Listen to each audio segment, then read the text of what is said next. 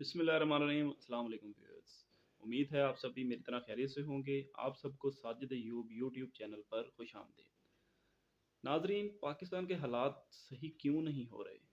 पाकिस्तान में इंसाफ क्यों नहीं आ रहा? पाकिस्तान में गरीब गरीब से गरीब तर क्यों होता जा रहा है और अमीर को कोई पूछने वाला क्यों नहीं? इन सब बातों का निचोड़ मैंने जो निकाला है वो मैं आज आपको इस वीडियो में बताऊंगा, इसलिए आप इस वीडियो को आखिर तक लाजमी देखें ताकि आप लोग भी मुझे फीडबैक में बताएं कि क्या यही वजह है या कुछ और है। तो मेरे जो हिसाब के मुताबिक है वो मैं आपको बताने के लिए जा रहा हूँ कि पाकिस्तान का जो कॉन्स्टिट्यूशन है 73 का, मेरे ख्याल से ये फेल है। पाकिस्तान में अब टाइम आ गया है कि इस कानून को भी चेंज कर दिया जाए, जैसे कि 56 का किया, जैसे कि 62 का किया, वैसे ही अब 73 का आइन मुकम्मल तौर पे चेंज करने की ज़रूरत है। इसमें कोई अमेंडमेंट की ज़रूरत नहीं है, इसमें किसी और तरीके की ज़रूरत नहीं है। इसको मुकम्मल तौर पे बदल दिया जाए, नया कानून ले आया जाए। मतलब कि उसको 2022 का कानून कह लें आप। इसमें कोई हर्ज नहीं है, अगर आप अपने आप को बेहतर करना चाहते हैं तो इसमें कोई हर्ज नहीं है कि आप अपने कानून को चेंज कर लें। पाकिस्तान को कानून इसलिए चेंज करने की ज़रूरत है, वो मैं आपको उसकी सॉलिड रीज़न्स बताऊँगा। सबसे पहली वजह यह है कि पाकिस्तान का जो कानून है वो ब्रिटिश और इंडियन कानून से मुमासलत रखता है, जो कि जिनसे हम अलग होके आए। हमारा मकसद क्या था? पाकिस्तान का मतलब क्या? ला इलाहा इल्लल्लाह। पाकिस्तान अगर उनसे अलग होके आया तो मतलब उनके कानून के ताबे नहीं रहना चाहता था। नहीं तो उनके साथ ही हम रह ही जाते, तो हमें क्या मसला था? हमने इतना जो वक्त किया, पाकिस्तान में इतने बंदे मरवाए और पाकिस्तान हासिल किया, तो उसकी क्या वजह थी कि हम उनके बनाए हुए कवानीन के अंडर नहीं रह सकते थे। हम एक आज़ाद मुल्क हैं और आज़ाद तरीके से अपने कानून के मुताबिक अपने हिसाब से रहना चाहते थे। तो सबसे पहले तो पाकिस्तान का कानून इसलिए सही हो ही नहीं सकता क्योंकि वो एक गैर इस्लामी जो सल्तनतें हैं, जो कि यूके है और उसके अलावा इंडियन है, उनसे जो कानून बना है तो वो पाकिस्तान में कैसे चल सकता है? क्योंकि हमारा दीन तो इस्लाम है। इसको मुकम्मल तौर पे चेंज कर देना चाहिए और इस्लामिक सज़ाएँ जो हैं, उनके हिसाब से पाकिस्तान का एक नया कानून बनाया जाना चाहिए, जिसमें कि सबसे पहली चीज़ जो है वो इंसाफ़ की फ़राहमी है, जो कि अदालतों से आती है। अदालतें बेशक ठीक है, जजेस ठीक हैं, वकला ठीक हैं अपनी जगह पे, लेकिन उनका भी एक निज़ाम बनाना चाहिए। उस निज़ाम को कैसे चलाना चाहिए, ये मैं आपको बताता हूँ। सबसे पहले हम अदलिया से स्टार्ट करते हैं। जो हमारा अदालती निज़ाम है, उसमें जो छोटे-मोटे केसेस होते हैं, जो कि ये आम तौर पे घरेलू झगड़े हो गए, कोई इस तरह के मसाइल जो हो गए, वो फर्स्ट हियरिंग पे ही ख़त्म कर देनी चाहिए। पहली हियरिंग जब अदालत में इसके लगे तो उसी पे उनको ख़त्म कर देना चाहिए। जजेस इतने सियाने तो माशाल्लाह से होते हैं कि वो अंदाज़ा लगा लेते हैं कि ये इसमें किसका कसूर है और क्या है, और ज़्यादातर सुलह ही हो जाती है उसमें बाद में। तो उसको पहली हियरिंग पे अगर ख़त्म कर दिया जाए या फिर 3 हियरिंग पे ख़त्म कर दिया जाए, मतलब कि 15 से 20 दिन में। उसके बाद जो आ जाते हैं नॉर्मल केसेस, जो कि आम तौर पे चोरी चकारी के हो गए, किसी के ज़मीनों पे कब्ज़े के हो गए, इस तरह के जो हैं केसेस, उनको 6 मंथ बहुत ज़्यादा होते हैं उनको ख़त्म करने के लिए। 6 महीने में अगर वो केसेस ख़त्म कर दिए जाएँ तो पाकिस्तान का अदालती निज़ाम और पाकिस्तान में इंसाफ़ की फ़राहमी बहुत ज़्यादा आसान हो जाएगी। और गरीब लोग जो हैं उनका पैसा भी बचेगा और उनको इंसाफ उनके घरों में मिलेगा।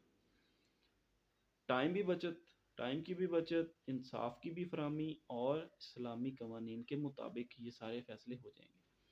अच्छा, उसके बाद जो है बड़े केसेस, जैसे कि कत्ल के केसेस, दहशत गर्दी के केसेस, इस तरह के केसेस जो हैं, इनकी 1 साल में सज़ा हो जानी चाहिए।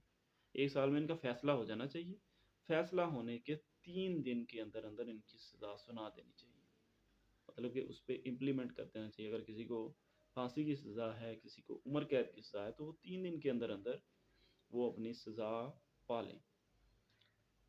तो इससे बहुत ज़्यादा पाकिस्तान को फ़ायदा होगा और पाकिस्तान का दुनिया में बड़ा नाम रोशन होगा इंशाल्लाह, ये मैं पूरे यकीन से कह सकता हूँ। उसके बाद जनाब, जो दूसरी चीज़ है वो है करप्शन। करप्शन कैसे ख़त्म होगी? करप्शन की आप स्टेजेस तय कर लें। कुछ करप्शंस होती हैं जो कि نچلے درجے کی ہوتی ہیں، چھوٹے لوگ کرتے ہیں، چھوٹے لیول کی ہوتی ہیں، 100 روپے کی ہوتی ہے، 200 روپے کی ہوتی ہے. سزا ان کی بھی ہونی چاہیے لیکن کم درجے کی سزا ہونی چاہیے. اس سے بڑے آ جاتے ہیں پھر تھوڑی سی بڑے لیول کی کرپشن، پھر ہائی لیول کی کرپشن. جو ہائی لیول کی کرپشن ہو اس میں موت تک کی سزا لازمی ہونی چاہیے، چاہے وہ کوئی بھی کر رہا ہو، کوئی پاکستان کا وزیر اعظم بھی کر رہا ہو، صدر بھی کر رہا ہو، اس کو سزا وہی ملنی چاہیے جو اس کی طے کر دی گئی. اور اس میں اگر ہم جیسے کہ پاکستان میں نارملی چل رہا ہے کہ جو عدالتیں ہیں وہ کیس کا رخ بدل دیتی ہیں، کیسز میں اس طرح کے کام ہو جاتے ہیں کہ اگر ایک بندہ سزا کا مرتکب ہے تو اس کو سزا نہیں دی جاتی بلکہ اس کو بچا لیا جاتا ہے، اور ایک اگر نہیں ہے تو اس کو سزا دے دی جاتی ہے. مطلب اگر اس طرح سے ہونا شروع ہو گیا تو وہ بھی بڑا غلط ہے. تو اس صورت میں جو متعلقہ جج ہے اگر اس پہ زندگی میں کبھی بھی یہ ثابت ہو جائے تو اس کے لیے بھی ایک عبرتناک سزا ہونی چاہیے، وہ عام عوام سے زیادہ سخت ہونی چاہیے، ان وکلا کے لیے بھی اور ان ججز کے لیے بھی. اس کے بعد جناب ہم آتے ہیں پاکستان میں جو ٹیکس کا نظام ہے.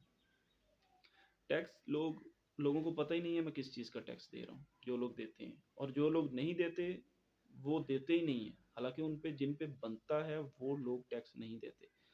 تو اس میں سارے پاکستان کے لینڈ کی، لوگوں کے بزنس کی، اور لوگوں کے جو سرکاری ملازمین ہیں سب کی ڈیٹیل ان کے جو متعلقہ ڈسٹرکٹس ہیں وہ اسسٹنٹ کمشنر کلیکٹ کرے، وہ آگے اپنے مطلب کہ گورنمنٹ لیول تک پہنچائے، اور ایک ایک بندہ رجسٹرڈ ہو اور لوگوں کو پتہ ہی ہوتا ہے اس ایریے کے کہ میرے ضلع میں کون سا لوگ کیسے کون سا بزنس کرتے ہیں اور کیسے رہتے ہیں.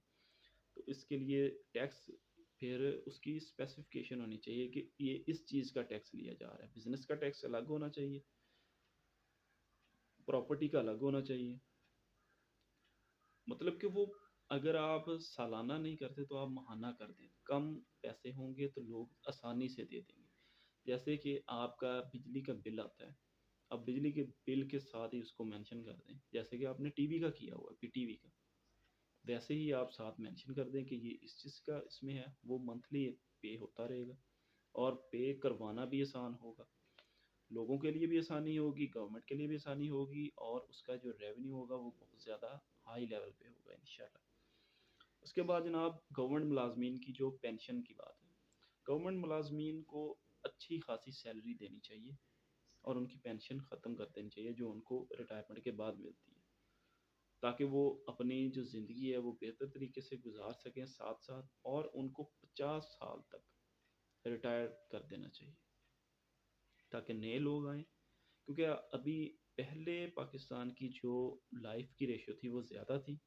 ابھی ایک ریسرچ کے مطابق پاکستان میں جو ایوریج ایج ہے وہ 57 ایئرس ہے. تو کم از کم 50 سال میں اگر بندہ ریٹائر ہو جائے گا تو کو 5-7 سال اس کو موج بھی کرنی چاہیے اپنی لائف میں. تو ان کی جو ماہانہ جو ہوتی ہے پینشن جو ان کو ملتی ہے اس کو پینشن کہتے ہیں، جو بھی کہتے ہیں، وہ ان کو پے کا نصف ملنا چاہیے جب تک وہ زندہ رہیں یا ان کی وائف زندہ رہے. مطلب جو اکٹھا پیسے ملتے ہیں وہ اکٹھے نہ کیے جائیں، وہ ان کو ساتھ ساتھ دے دیے جائیں. اس کے بعد جناب آ گیا ہمارا جو نصاب ہے، تعلیم سب سے زیادہ ضروری ہے قوم کو بگاڑنے کے لیے بھی اور بنانے کے لیے بھی. تو اس لیے پاکستان میں جو تعلیم کا نصاب ہے، جو کہ گورنمنٹ ابھی کوشش کر بھی رہی ہے کہ ایک نصاب ہونا چاہیے پورے پاکستان میں، چاہے وہ گورنمنٹ اسکول ہو، چاہے وہ پرائیویٹ اسکولس ہوں، چاہے کوئی بھی اسکول ہو. تو اس میں آپ لوگوں کو ایک نصاب لازمی کرنا چاہیے، یہ پاکستان کی ضرورت ہے. اس کے علاوہ پاکستان میں یکم مطلب کہ پہلی جو کلاس ہے اس سے لے کے 10ویں کلاس تک تھوڑا تھوڑا کر کے پاکستان کو جو نیا بننے والا قانون ہوگا وہ سارا پورے جو تمام اسٹوڈنٹس ہیں اس میں ایک قانون کی کتاب لگا دی جائے. تھوڑا تھوڑا کر کے ان کو 10 سالوں میں وہ پورا قانون پڑھایا جائے تاکہ ہر انسان کو پتا ہو کہ پاکستان میں قانون کیا ہے. وہ اگر کسی کوئی اس کے ساتھ زیادتی کرنا بھی چاہے تو اس کو پہلے سے پتا ہو کہ بھائی میں تو اس آرٹیکل کے تحت اس سزا کا مرتکب بھی نہیں ہوں. تو اگر اس طرح کی چیزیں پاکستان میں جو ریئل ریفارمز ہیں اگر وہ کرتی جائیں تو پاکستان انشاءاللہ ضرور ترقی کرے گا. میری اس ویڈیو کو آپ لوگ شیئر کریں تاکہ شاید گورنمنٹ کے کانوں میں یہ بات پڑ جائے. یہ کام تو کافی مشکل ہے، اس میں بہت زیادہ شور مچے گا کہ اگر گورنمنٹ کرنا بھی چاہے، لیکن یہ وقت کی ضرورت ہے. اس طرح کے بولڈ فیصلے کرنے سے ہی پاکستان صحیح سمت میں جا سکتا ہے. تو میں آپ لوگوں سے اجازت چاہتا ہوں. بہت بہت شکریہ. اللہ حافظ.